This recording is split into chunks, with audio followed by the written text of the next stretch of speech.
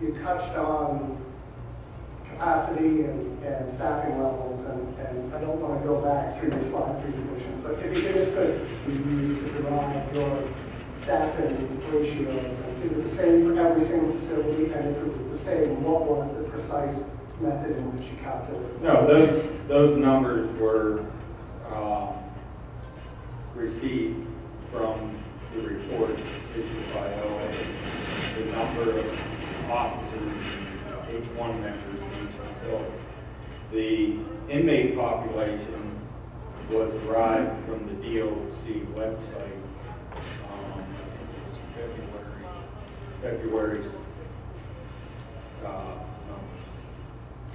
So are they calculated by shift or just generally?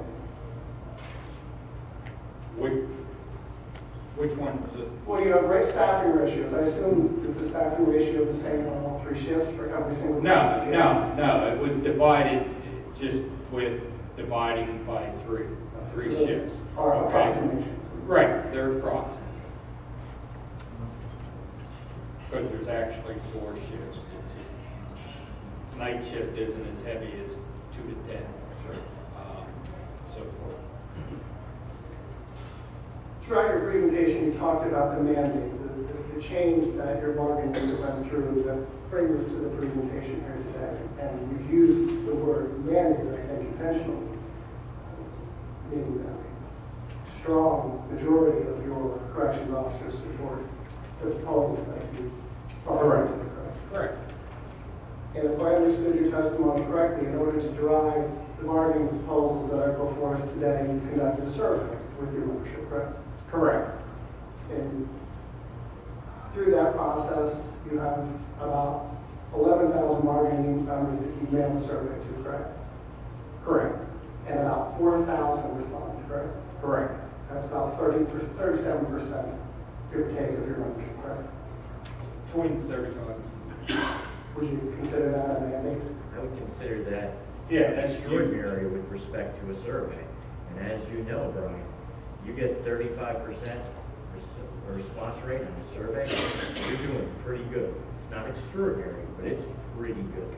Normally you get about 20% of your. Okay. Mandate means mandate, 37% means 30%. You usually get the negatives. More than the positive. You do, Norm. And while the number wasn't as high as I would have liked it to be, it still was a significant number of the membership that took time to voice those concerns. So I find that as a mandate. I'm sure when the Commonwealth introduced its survey results, you'll get a different picture. So, for example, on your question number 2, in any assault at the wearing of the protective vest not provide you any protection, 3,157 members said no. Correct? Correct. That's about 29% of your entire bargaining unit. Correct. And on question 3, should the wearing of the protective vest be optional? About 3,789 said yes. That's about 35% of your bargaining unit. Correct? Correct. And because of those responses, I'm presuming that you determined there was a mandate. So you made a bargaining proposal that says we would like the Commonwealth to purchase vests for everyone if they want one, but we don't require it to be a mandatory policy, correct?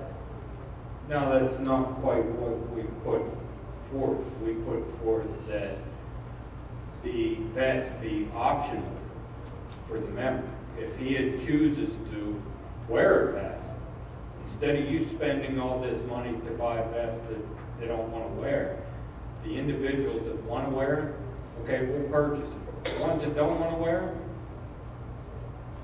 you don't spend money. So about 35% said they don't want to wear them. So we're not really even counting the 65%, but the 35% that they said they'd like it to be optional. And I'd like to go through and talk to you about some numbers. You're aware, I assume if you're not, you're aware that the federal government subsidizes the policy through the ballistics program, correct? Correct. And the Commonwealth, in order to purchase the vests, it's about $5 million all in for corrections officers, correct? Correct. And the federal subsidy of that $5 million is about $2.5 million. It was when they made the vest mandatory, yeah. Correct. Now, whether that subsidy continues today, I don't know. Well, I will represent to you that it does continue today. However, it only continues if the Commonwealth maintains the mandatory vest policy. Does that sound right to you? I have no reason to question So, what the corrections officers are proposing is, we'd like a one-year deal because we recognize that the Commonwealth is in a precarious financial position, correct? that. Correct. But on the other hand, it is proposing a list of requests that almost to the proposal increase the Commonwealth costs, correct? In fact, you have a vest policy that says we would like you to make it optional and we'd like you to give back $2.5 million because 35% of our bargaining unit said they may or may not want to wear it, correct? Correct. It's to save you $2.5 million. That's $2.5 million you won't have to pay. But that assumes every single corrections officer doesn't want a vest. You won't sell many. Well, I guess I have to ask you, and following up what Brian's saying is, have you been out there? Yes, I've been out there. Every jail? Yes. What is the number one issue that you? The vest. The vest. So were the survey results consistent with your experience? Yes, they were. I said you wouldn't sell many. You may sell 100, maybe even 200. 11,000. Now, of course, I talked to every single person. That was the majority, a high majority. I'd like to take a minute now to go back and clarify the C4 status, when the corrections officer is the C4 status. Okay. And in your testimony, you expressed that an officer loses the hours toward the calculation of overtime if they go into the C4 status, correct? Correct. In that pay period. Okay, that's what I wanted to clarify. It's only for that particular pay period, correct? Absolutely. So then- There'd be more problems if it went outside that pay period. Okay, so I just wanted to I had thought you had said in response to Sean that it was, they could get into it in January, it would be for the rest of the year. Say that again? I had thought, when you answered the question Sean asked, you said they could get into that C4 status in January and then therefore be there the rest of the year. I did. I said if they had a bad run of luck, Right. if they had 4 Right. things happen in January, yes, they could get in, they could be put in that status in January and stay there.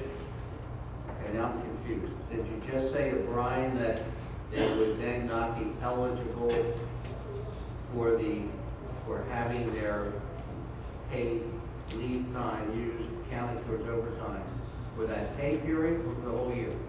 Well, they would remain in C4 status the whole year. So if you worked in a pay period and you were off, you would get paid, they would pay you the straight time in that pay period.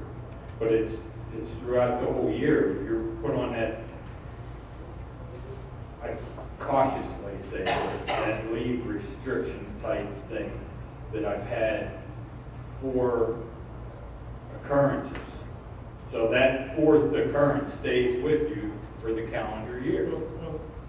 Okay, Let me say, because I think, so am I, but I think I have. That I missed this week. I haven't gone scheduled absence this week. If I have overtime, I'm paid straight. Correct. If you're in, I work. if that put you in. Yeah, only if you're in that put me in C4 C4 status. status. And I'm assuming we're in C4 status now. Correct. The next pay period, I work 8 hours overtime. I'm getting time and a half. you should get your overtime as long as you didn't Right. miss a day that, And- in that pay period. And 5 pay periods later, I get another non-scheduled leave, and I work overtime that week. I'm getting straight time that. Correct. that- Correct. Okay. And our witness will define this better. We'll wait. We'll wait.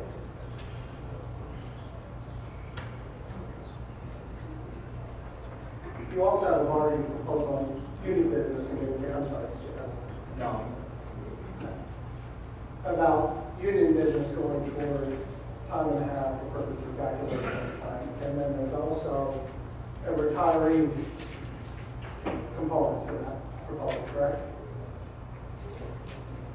correct. If they use the UB day, they lose, and that's one of the other ones that can cost them their overtime or their holiday pay in that pay period if they have to use the UB to run a union meeting or attend a hearing or an arbitration if they're out on a UB day. It costs them that overtime as well, and they don't get the retirement credit for it. And this proposal was also put forward in the 2008 interest arbitration, correct? Correct. And the arbitration panel ruled that for purposes of the retiree benefit, it was beyond the panel's jurisdiction, correct? Correct. Is that for future?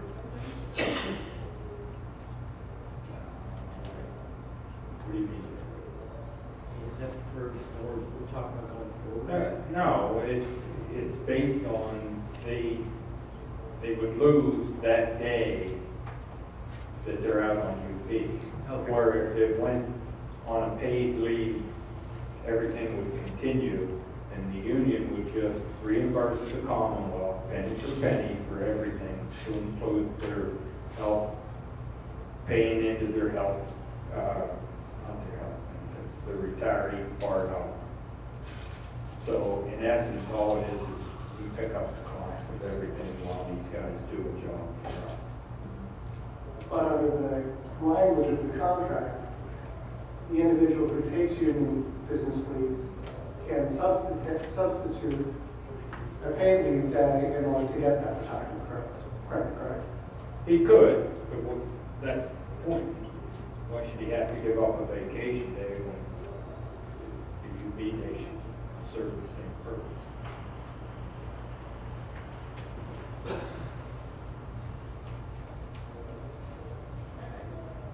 On the healthcare proposal, and I know that we'll probably have pretty substantive testimony on this through your representative, PTF. Is it fair to say that the benefits package negotiated by PEBTF with the insurance carriers applies to Commonwealth employees throughout the Commonwealth just as it applies to your membership throughout the Commonwealth? I would say it does. So that But I also said this unit is unique and has its own problems to deal with. That's why they don't fit into something that covers everybody else in the common, all right?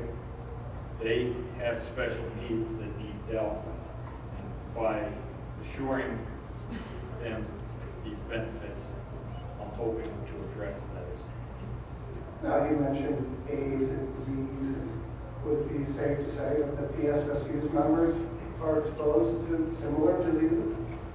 No. No? Would it be fair to say that whether you work in a corrections facility or you work on a highway or you work in an office, that your eyes get worse over time? No. Have you ever went into a dark cell and rolled around? I sit in front of a computer every single day, so I'm pretty familiar with all kinds of environments with your eyes. We'll take you out to one. We experienced it firsthand. I did already, actually.